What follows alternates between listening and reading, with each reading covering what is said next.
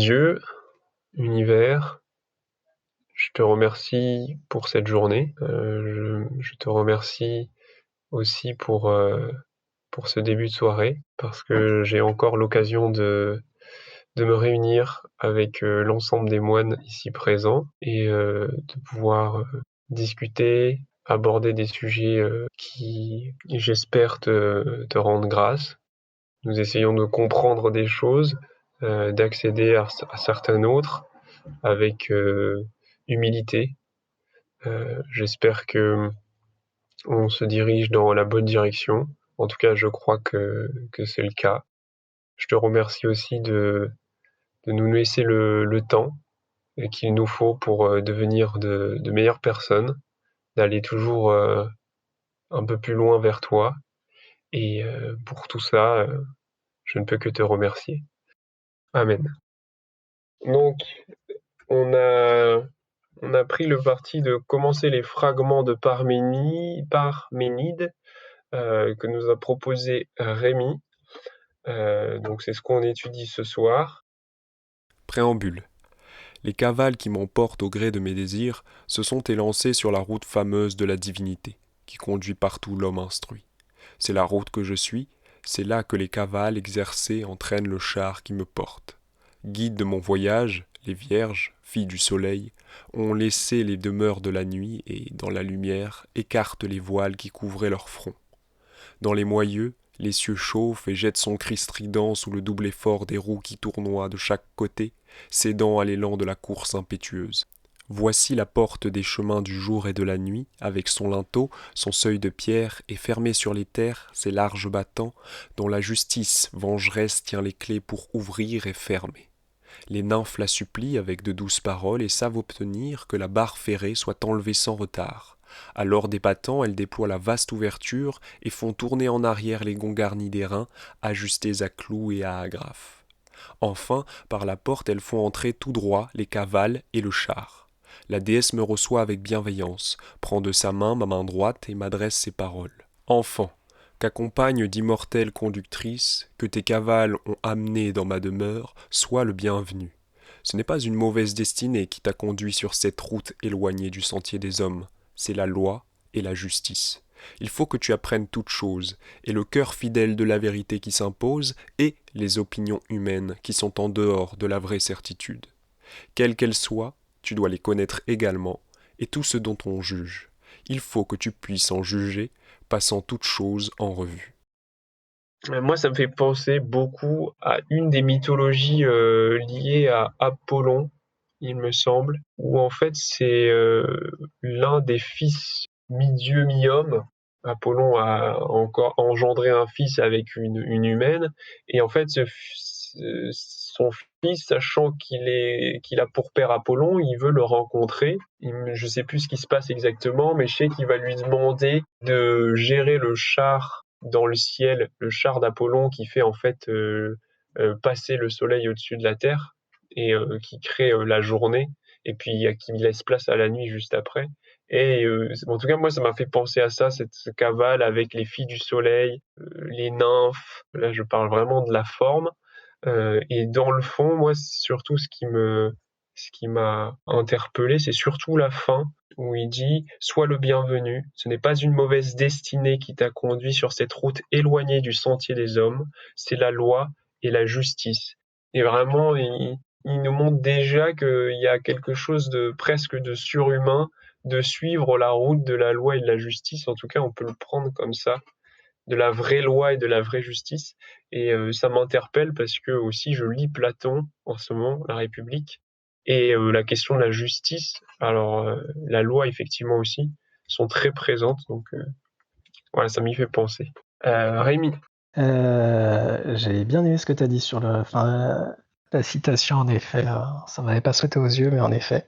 Alors moi, c'est un autre passage au début qui m'a plu. Ouais, bon, c'est le tout début en fait. Les cavales qui m'emportent au gré de mes désirs se sont élancés sur la route fameuse de la divinité qui conduit partout l'homme instruit. Je trouve ça intéressant. Enfin, moi, je le comprends comme, en effet, l'homme qui s'instruit, qui s'éduque, qui cherche, il va toujours finir par tomber sur la route de la divinité, c'est-à-dire partir à la recherche de la divinité en fait. Je trouve ça assez intéressant, je suis assez d'accord, je pense que c'est la finalité de toute recherche. Et puis, alors pareil, moi aussi, ça m'a marqué le char au niveau de la symbolique. Moi, ça m'a fait penser plus à la symbolique du char dans le tarot de Marseille, mais qui est une symbolique qui remonte à l'Égypte ancienne. Hein. Voilà, dans les moyeux, l'essieu chauffe et jette son trident sous le double effort des roues qui tournoient de chaque côté. Et souvent, le char, la carte du char, qui a une signification, mais que je connais pas, mais est représentée, apparemment, il y a une importance dans le fait que de la maîtrise du char. Parfois, les deux roues de chaque côté du char sont représentées partant dans deux directions différentes. Et l'enjeu est de maîtriser le char et de maîtriser ces deux forces qui peuvent être. Et je retrouvais ça un petit peu là-dedans, quoi, sous le double effort des roues qui tournoient, etc.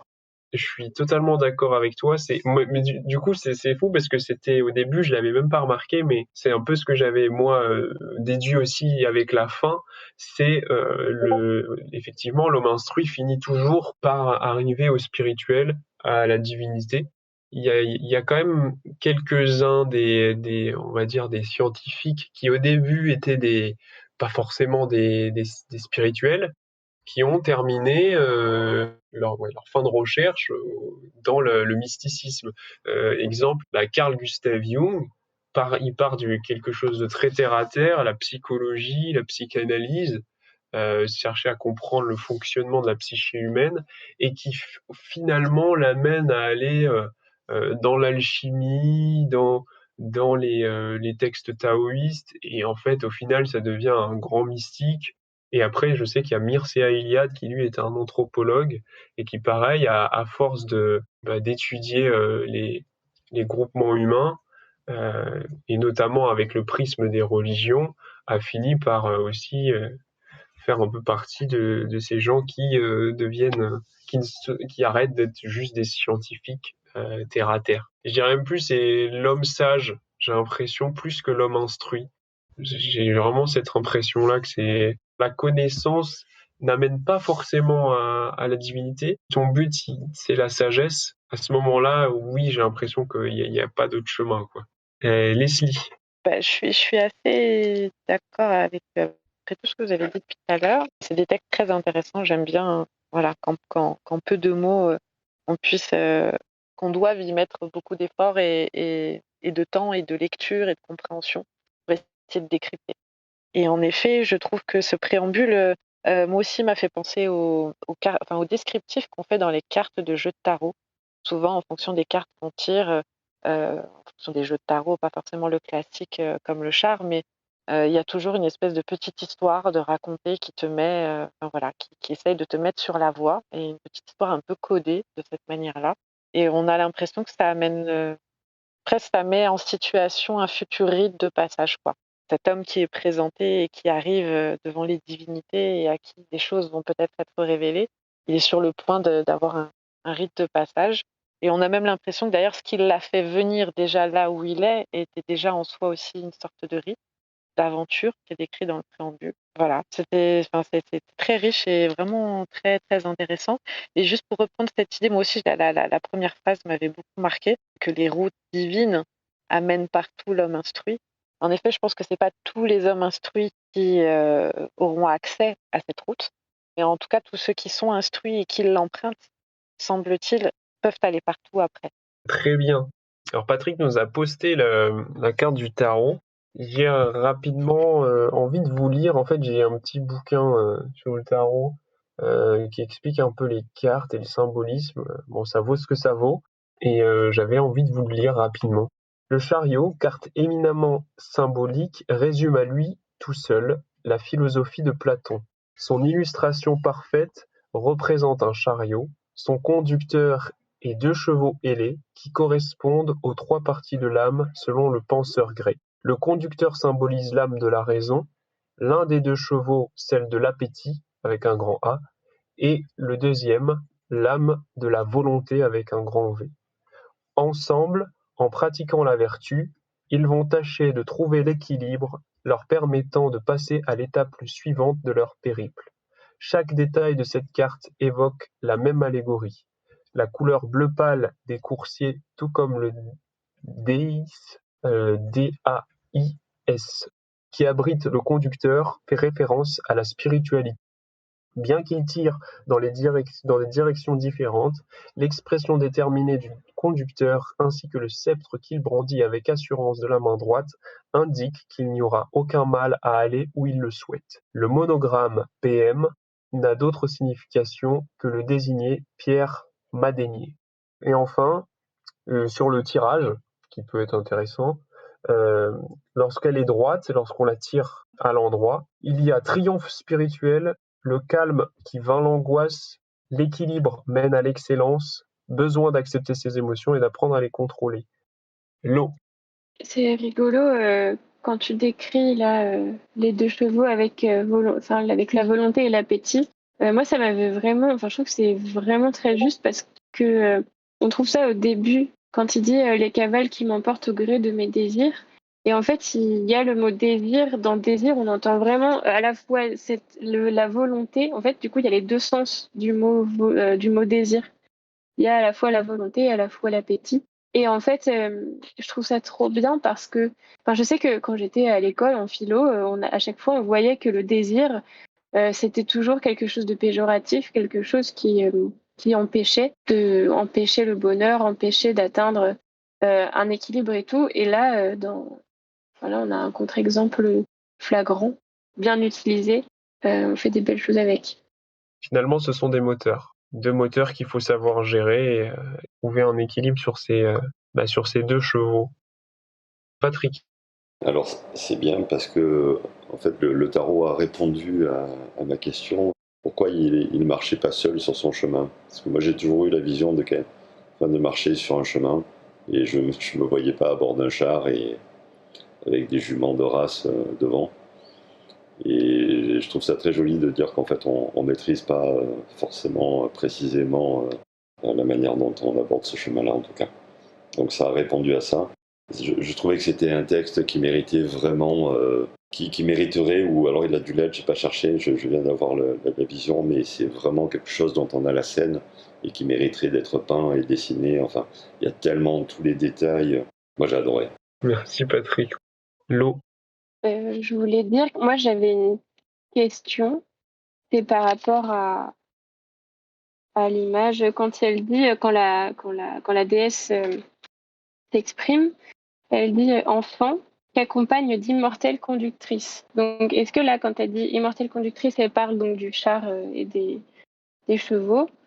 Dans ce cas, le côté immortel m'intrigue un peu.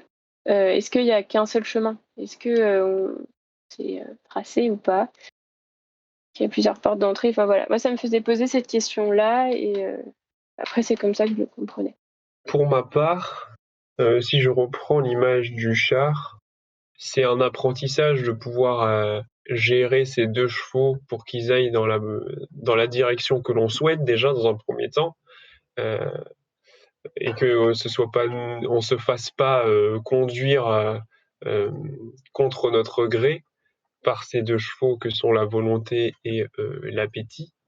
Et donc, par conséquent, comme on va mettre plus ou moins de temps chacun à réussir à avoir un équilibre sur les deux chevaux et à les gérer, et puis on va peut-être pas les gérer de la même façon, je me dis qu'il y a forcément plusieurs routes. Donc, le chemin est tellement large qu'on emprunte chacun un chemin différent, qui fait partie peut-être de la même route. Voici la porte des chemins, semble-t-il une porte, mais plusieurs voies. Rémi.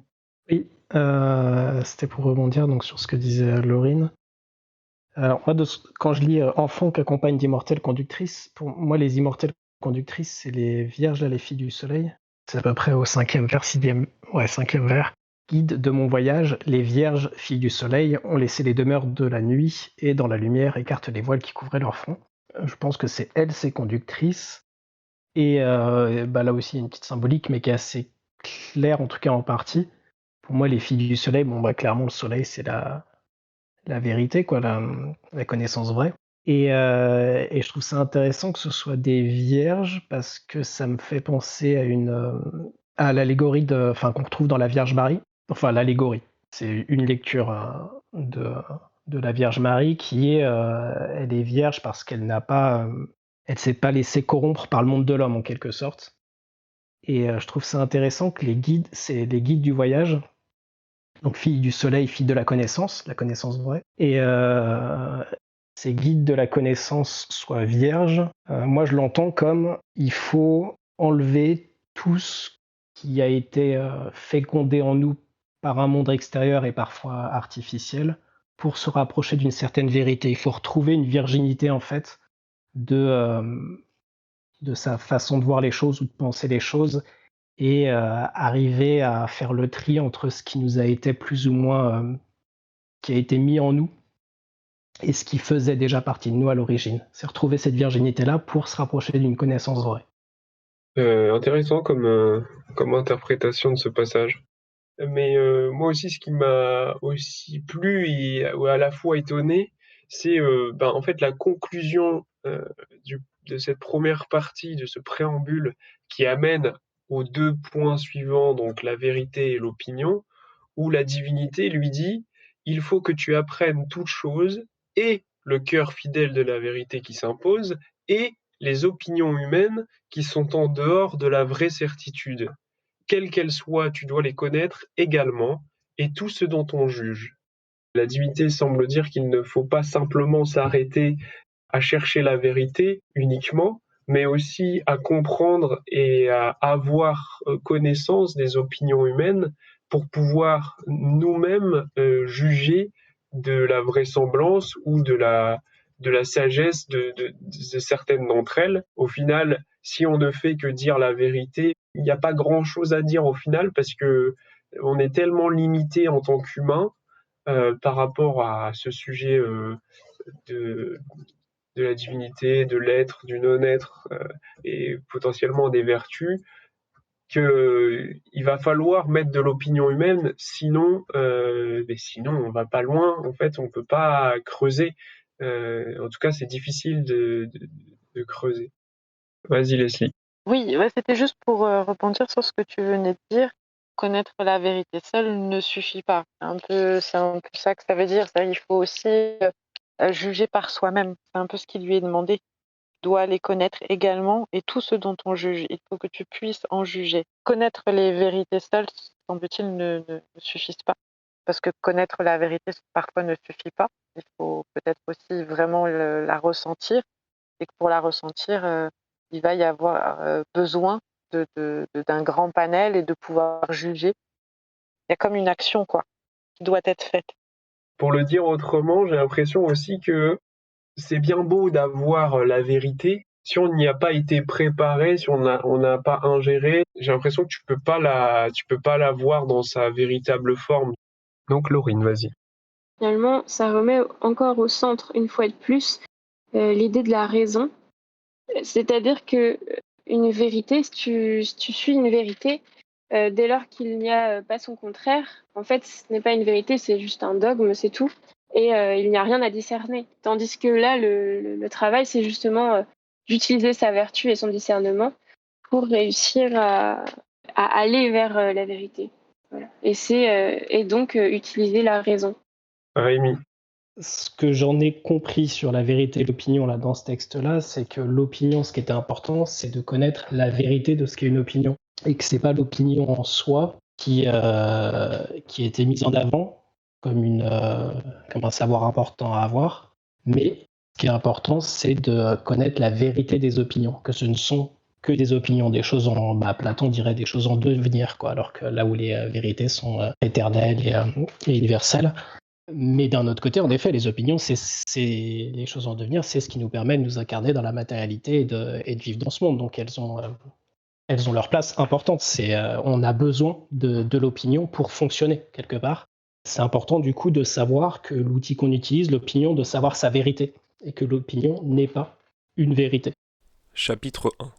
Sur la vérité. Allons. Je vais te dire et tu vas entendre quelles sont les seules voies de recherche ouvertes à l'intelligence. L'une, que l'être est et que le non-être n'est pas, chemin de la certitude qui accompagne la vérité. L'autre, que l'être n'est pas et que le non-être est forcément, route où je te le dis, tu dois aucunement te laisser séduire. Tu ne peux avoir connaissance de ce qui n'est pas, tu ne peux le saisir ni l'exprimer, car le penser et l'être sont une même chose. Il m'est indifférent de commencer d'un côté ou de l'autre, car en tout cas, je reviendrai sur mes pas.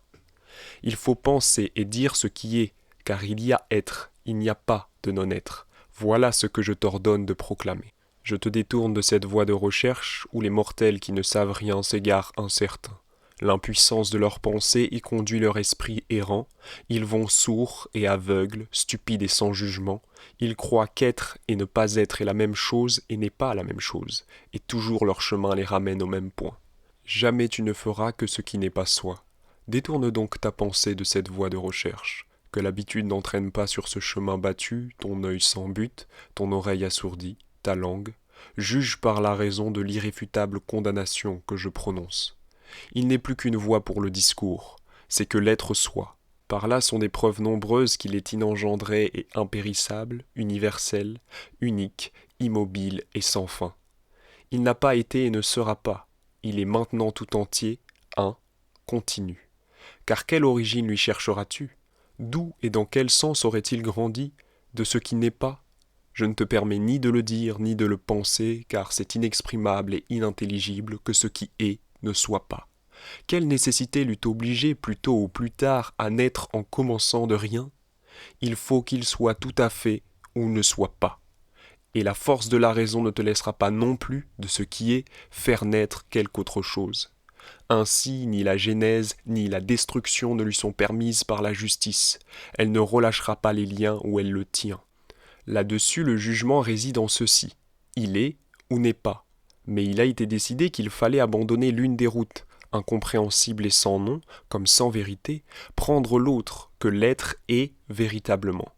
Mais comment ce qui est pourrait-il être plus tard ? Comment aurait-il pu devenir ?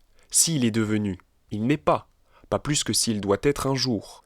Ainsi disparaissent la genèse et la mort inexplicables. Il n'est pas non plus divisé, car il est partout semblable. Nulle part rien ne fait obstacle à sa continuité, soit plus, soit moins, tout est plein de l'être, tout est donc continu. Et ce qui est touche à ce qui est. Mais il est immobile dans les bornes de liens inéluctables, sans commencement, sans fin, puisque la genèse et la destruction ont été bannies au loin, chassées par la certitude et la vérité. Il est le même, restant en même état et subsistant par lui-même, tel il reste invariablement, la puissante nécessité le retient et l'enserre dans les bornes de ses liens. Il faut donc que ce qui est ne soit pas illimité, car rien ne lui manque et alors tout lui manquerait. Ce qui n'est pas devant tes yeux, contemple-le pourtant comme sûrement présent à ton esprit. Ce qui est ne peut être séparé de ce qui est. Il ne se dispersera pas en tout lieu dans le monde, il ne se réunira pas. C'est une même chose, le penser et ce dont est la pensée. Car, en dehors de l'être, en quoi il est énoncé, tu ne trouveras pas le penser. Rien n'est ni ne sera d'autre outre ce qui est. La destinée l'a enchaîné pour être universel et immobile. Son nom est tout. Tout ce que les mortels croient être en vérité et qu'ils font naître et périr, être et ne pas être, changer de lieu, muer de couleur. Mais puisqu'il est parfait sous une limite extrême, il ressemble à la masse d'une sphère arrondie de tous côtés, également distante de son centre en tout point. Ni plus ni moins ne peut être ici ou là, car il n'y a point de non-être qui empêche l'être d'arriver à l'égalité. Il n'y a point non plus d'être qui lui donne plus ou moins d'être ici ou là, puisqu'il est tout, sans exception. Ainsi, égal de tous côtés, il est néanmoins dans des limites. J'arrête ici le discours certain, ce qui se pense selon la vérité. Apprends maintenant les opinions humaines, écoute le décevant arrangement de mes vers. Pour faire simple, pour faire simple. Je sais pas si c'est simple, mais c'est toute la question de l'être et du non-être. Et dans le texte, on y comprend les limites humaines de la pensée. Et voilà, il y a toute une dialectique autour de ces deux termes. Je voulais dire autre chose, mais j'ai oublié, donc c'est pas grave. Leslie.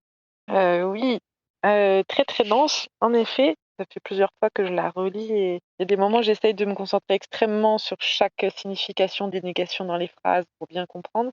Et en fait, les moments où j'ai le mieux compris, c'est quand, j'essaye de laisser le texte venir à moi. Et là, de t'écouter le lire, c'est, très intéressant. Il y a un peu comme un message de prévention, comme un garde-fou de la folie de l'esprit ou de ce que l'esprit, est capable de faire, s'attacher à sa raison, faire réfléchir son esprit. Ça sert à rien de se soucier de ce qui n'est pas encore, que ce soit dans l'avenir, ou que ce soit dans des situations d'anticipation, toutes ces choses en fait sont du non-être, n'existent pas encore, n'ont pas lieu d'être. Ça invite à se recentrer quand on a tendance aussi à laisser un peu son mental parfois nous déborder et qu'on manque d'enracinement. Garder notre esprit sur la voie d'une pensée saine, car le penser et l'être sont une même chose. C'est pour ça que d'amener ses pensées dans quelque chose qui n'existe pas n'a pas de sens, puisque si ce qu'on pense et ce qu'on est doit être en accord, ça me fait légèrement penser un peu à l'idée de Marc Aurèle, tout ce qu'on pense doit pouvoir être dit, donc c'est qu'on doit avoir une certaine maîtrise même de la pensée quand elle arrive. Route où je te le dis, tu ne dois aucunement te laisser séduire. Je sais pas, ça m'a fait penser un peu des gens de la quête D, qui je pense en fait ont peut-être justement dérivé sur ce chemin du non-être absolu. Le parallèle penser et être, mais en fait Descartes, il a rien inventé. Le je pense donc je suis, c'est juste là, c'est juste dit en fait. Donc c'est assez drôle de toujours découvrir que en l'an -200 avant Jésus-Christ, il y avait déjà des mecs qui ont dit ces choses-là, qui l'ont dit autrement, mais qui l'ont dit. Et en fait, on encense Descartes là-dessus. Oui, le cogito, le truc. Mais c'est toujours cette appropriation d'une réflexion que je trouve un peu bon. Rémi, vas-y. Moi, il y a un truc qui me frappe, c'est d'avoir écrit un texte aussi long, ou en tout cas de s'être efforcé de démontrer à ce point-là une proposition qui est quand même l'être est et le non-être n'est pas, quoi. Je sais pas, ça me questionne vachement, quoi, qu'il insiste à ce point-là sur cette proposition, c'est qu'évidemment, il y a quelque chose de plus subtil à comprendre que oui, ce qui est et ce qui n'est pas n'est pas.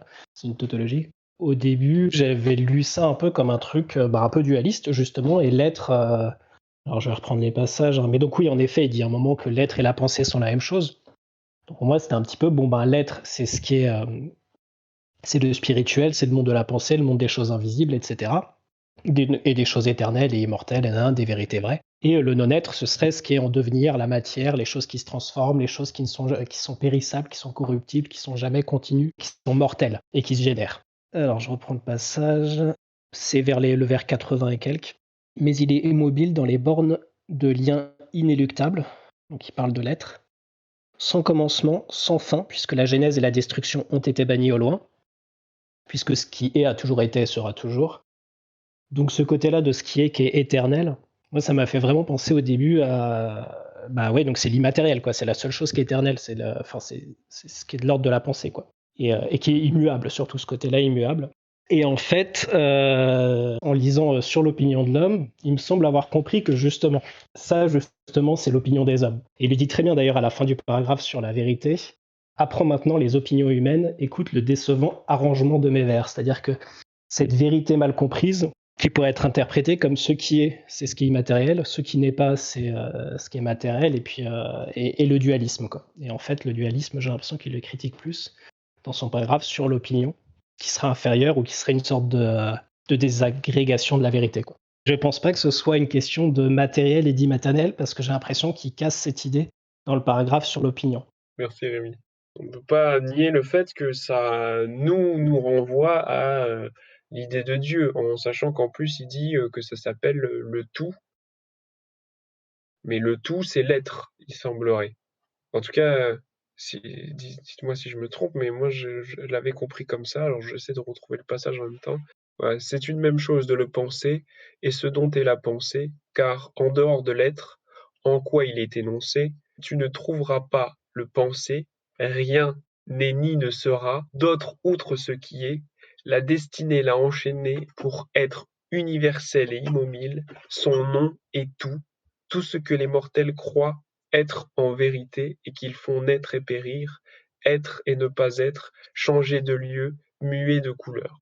Ouais, moi j'ai l'impression en fait que ce qu'il essaie de dire quand il dit il y a ce qui est et ce qui n'est pas, c'est en gros il n'y a pas d'un côté la matière et de l'autre le spirituel. Il y a ce qui est, peut-être le spirituel et peut-être la matière et je sais pas, et il y a ce qui n'est pas, et ce qui n'est pas, on peut pas en parler, ça n'existe pas, point, quoi. Et du coup, je trouve qu'il casse un petit peu cette dualité en disant ouais, il y a pas dualité, il y a ce qui est, il y a ce qui n'est pas. Et là, c'est pas une dualité en fait. Enfin, je sais pas si tu vois ce que je veux dire. Je laisse la parole à Patrick. À chaque fois que j'ai lu ce paragraphe, j'ai l'impression de rentrer dans un tourbillon et une tornade, et ça tourne, et j'ai l'impression de m'y perdre. Et à chaque fois que je ressors, j'ai récupéré un morceau différent, j'ai l'impression. Il y a même des passages, quand je les ai lus, j'avais l'impression de ne pas les avoir lus, en fait.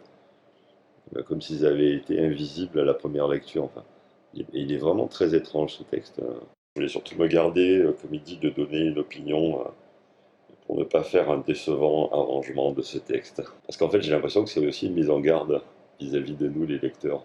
Ce petit passage qu'avait relevé aussi Rémi. L'eau, Oui, une première chose, j'ai l'impression de ne pas avoir compris ce qu'a dit Rémi, parce que si je lis donc, là je vais lire un passage, et ce qu'a dit Rémi à la fin, qui est ce que j'allais dire, c'est-à-dire, mais en fait, là il est juste en train d'expliquer que justement, il n'y a pas de dualité, il n'y a qu'une seule chose, et il n'y a pas ce non-être. C'est un non-être, voilà, faut pas, on n'en parle pas, quoi, en gros, ça n'existe pas. Qui est dans ce passage-là où il dit il faut penser et dire ce qui est, car il y a être, il n'y a pas de non-être, voilà ce que je t'ordonne de proclamer. Point. Donc il n'y a pas de non-être. Point barre. Donc du coup, c'est ce que Leslie disait. Du coup, je trouve ça. Enfin, ce que j'ai. Ou alors c'est Leslie que j'ai pas compris, peut-être. Mais voilà, j'ai l'impression que ça n'était pas antinomique de manière d'appréhender les choses. Quand je pars du postulat que Dieu est tout, je prends forcément en compte le fait que bah, s'il y a tout, il y a forcément aussi le tout prend en compte le rien, parce que le rien fait partie du tout. Et du coup, ça me fait bizarre de me dire que il n'y a pas rien.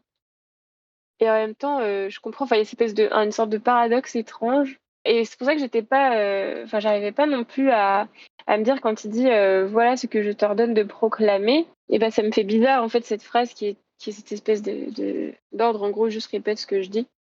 du coup, ça m'a fait penser à Dieudo, un rien de rien. Effectivement, dans le tout, Dieudo disait qu'il y avait le rien, mais dans rien, bah, il y a rien. De toute façon, le problème, c'est que je pense que c'est là où on arrive à la limite de nos capacités. Et c'est ça que je trouve qui est intéressant dans ce texte, c'est qu'il dit, bon, voilà ce qu'on peut dire, plus ou moins avec raison, et, euh, et qu'on peut plus ou moins affirmer avec certitude, c'est que l'être est et le non-être n'est pas.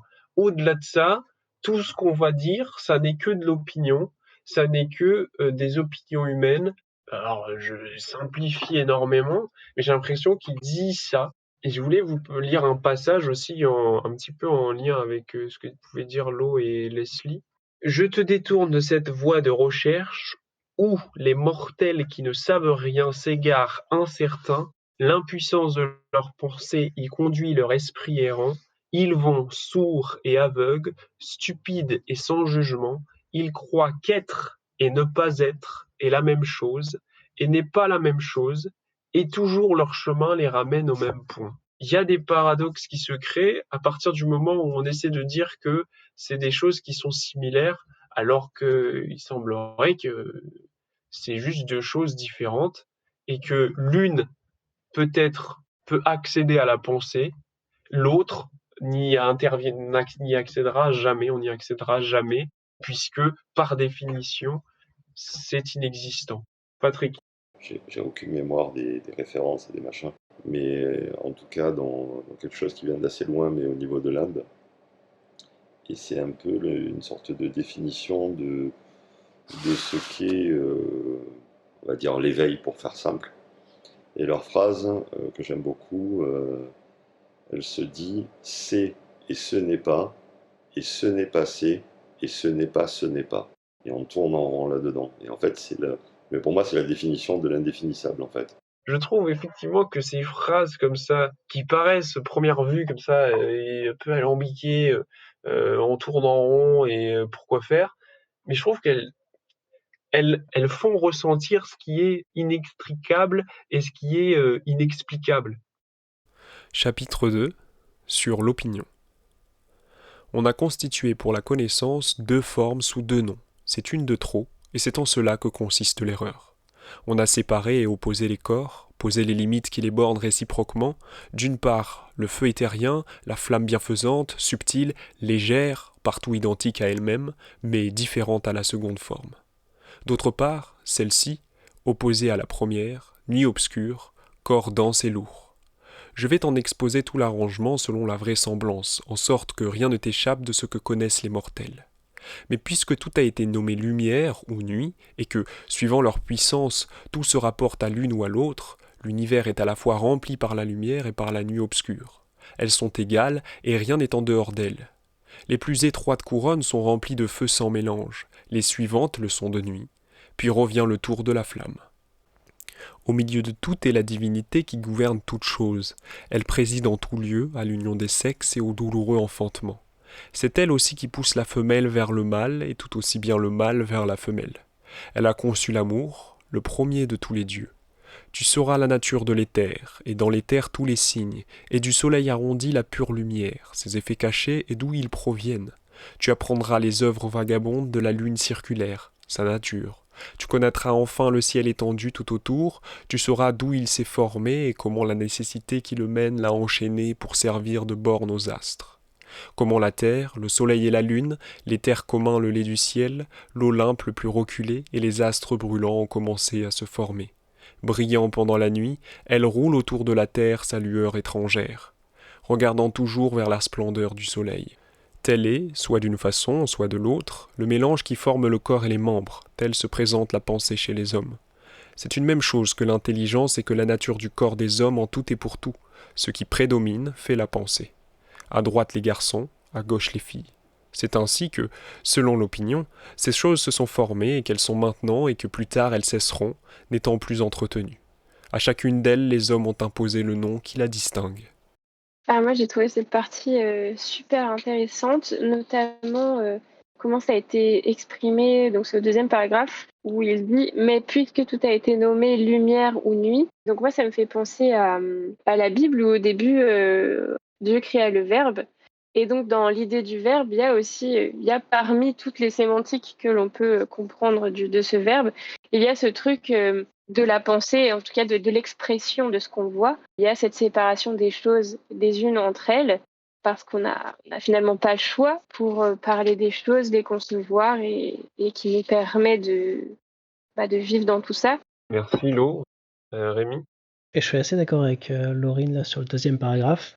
Pour le premier, tout au début, il dit on a constitué pour la connaissance deux formes sous deux noms, c'en est une de trop, et c'est en cela que consiste l'erreur.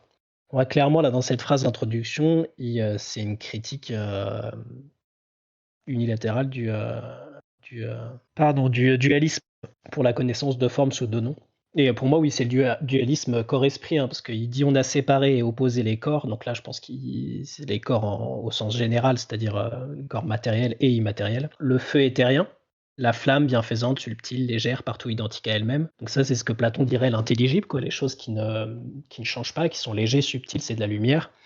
C'est pas de la matière, c'est pas dense, c'est lourd. Et donc la seconde forme, le matériel, opposé à la première, nuit obscure, corps dense et lourd, donc la matérialité. Et je trouve ça intéressant qu'il commence directement par dire que c'est une erreur d'avoir voulu considérer que c'était de donner deux noms différents à ces deux choses-là. Pourtant, ça paraît une évidence, moi, mais l'erreur vient de là, quoi. L'erreur serait dans le langage. Et ensuite, il dit mais puisque, donc dans le paragraphe suivant, en effet, ce que disait Laurine, mais puisque tout a été nommé lumière ou nuit, ou selon le parallèle intelligible et matériel, et que suivant leur puissance, tout se rapporte à l'une à l'autre. Donc, puisque l'opinion humaine étant ce qu'elle est, on doit partir avec parler le langage qu'elle parle. Alors, ce qu'on peut dire dessus, c'est quoi? Il le dit dans la suite. L'univers est à la fois rempli par la lumière et par la nuit obscure. Elles sont égales et rien n'est en dehors d'elles. Et là, moi, ça me fait vraiment penser, c'est toi qui le disais, Seb, au texte alchimique, là, ce qui est en haut est comme ce qui est en bas, ce qui est en bas est comme ce qui est en haut, le matériel est comme l'immatériel et l'intelligible est comme la matière. Voilà, elles sont égales et rien n'est en dehors d'elles. Pour moi, c'est ça ce qui est, quoi. Mais ce qui est, j'ai l'impression qu'il est en train de critiquer le fait que l'opinion humaine les divisée en deux choses, là où elles ne sont qu'une. Merci Rémi. Rien n'est en dehors d'elle. Il y a effectivement rien qui s'échappe de ces deux choses. Rémi? Alors après, c'est peut-être parce qu'on a des préjugés sur les mots nuit, dense et lourd, mais je trouve que ça décrit factuellement ce qu'est la matière, quoi. La matière ne laisse pas passer la lumière, la matière, elle est dense, elle est lourde, c'est elle qui fait qu'il y a de la gravité, etc. Là où l'immatériel, c'est ce qui est invisible, qui ne se voit pas, bah oui, il a aucune densité, puisqu'il n'est pas composé de matière, et il ne s'oppose pas à la lumière, puisqu'il n'est pas composé de matière, donc il n'est pas obscur. Je pense qu'en fait, c'est notre héritage un peu platonicien, où on a tendance du coup à dire bah, la lumière c'est le bien, l'obscurité c'est le mal, et que le dense, le lourd c'est mal, et que le léger c'est bien, mais ça c'est nous en fait. La question du bien et du mal n'est pas traitée ici. Là où j'en suis dans la République de Platon, c'est tout un passage sur Thrasymachus, il me semble, qui cherche à démontrer que l'injuste est la vraie justice et le juste est la vraie injustice.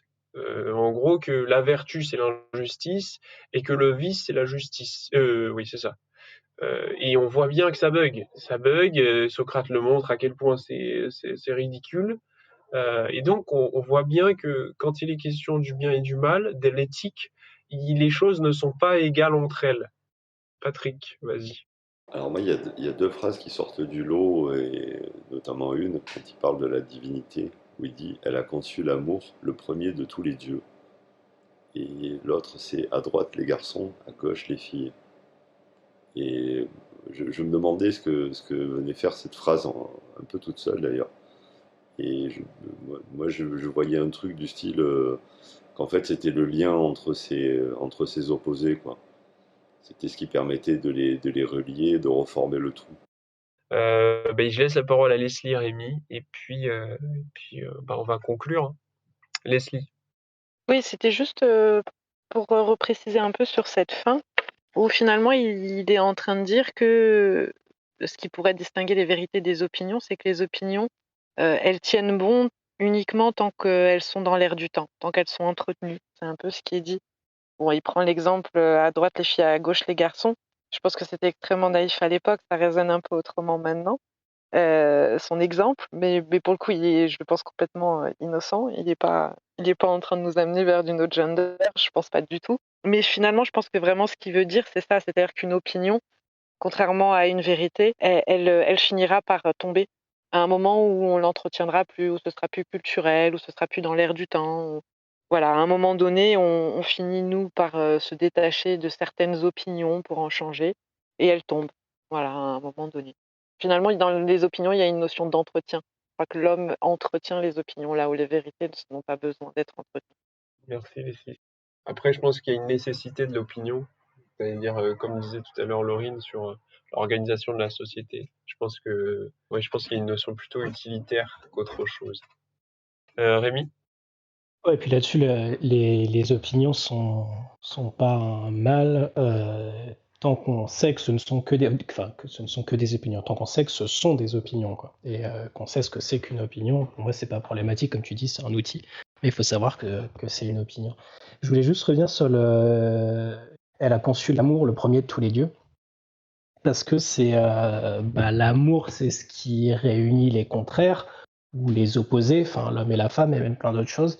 Et en fait, ça colle complètement à cette espèce d'élan anti-dualiste, ou en tout cas de réconcilier les opposés, que ce soit l'homme ou la femme, ou que ce soit la matière et spirituel, etc. Et c'est un truc que je trouve on retrouve dans pas mal de spiritualité, quoi. Enfin, évidemment le bouddhisme. Lo, vas-y. Oui, je me permets d'autant plus appuyer l'idée du coup du mythe de l'androgyne. Je pense pas que quand enfin, en tout cas, je suis pas sûre que quand il parle d'un côté les garçons et d'un côté les filles, ce soit simplement uniquement une idée temporaire de leur époque à eux. Enfin, en tout cas, moi, ça me fait vraiment penser, dès que j'ai lu ça, ça m'a immédiatement fait penser au mythe de l'androgyne, qui justement, l'objectif, c'est de se réunir tous ensemble, enfin de retrouver sa moitié en fait, et de la partie qui nous manque, et donc son contraire, et de tout ce qu'a dit Rémi, quoi. Et donc, je pense que justement, quand il prend cet exemple d'un côté les garçons, d'un côté les filles, je pense qu'il y a vraiment ce rapport-là enfin cette critique en fait que l'idée matérialise les choses, et donc euh, et sépare donc ainsi les choses, quoi. Peut-être juste laisser digérer ce texte qui, mine de rien, était très dense. Je trouve on a soulevé énormément de points. Eh bien, merci à tous. C'était une très bonne session. On se retrouve jeudi pour petite lecture d'Ovid et puis session corps. Je vous souhaite une bonne soirée.